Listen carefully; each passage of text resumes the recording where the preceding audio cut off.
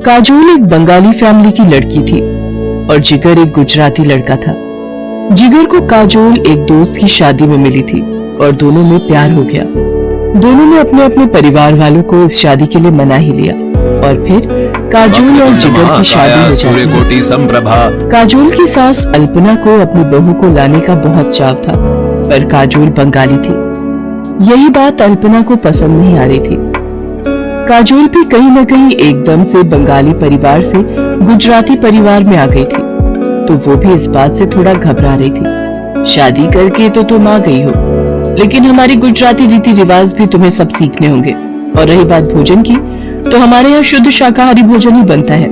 तुम्हें चावल और मच्छी खाना छोड़ना होगा। माँ, मैंने काजोल को पहले कह दिया था कि हमारे घर पर शुद्ध शाकाहारी भोजन ही बनता है और इस बात से काजोल को कोई ऐतराज नहीं है।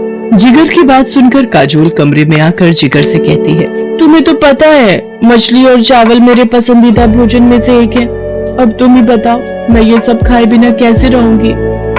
आज सुबह भी नाश्ते में मेरा पेट बिल्कुल भी नहीं भरा। वही ढोकला थेपला कैसे खाऊंगी मैं ये सब रोजाना?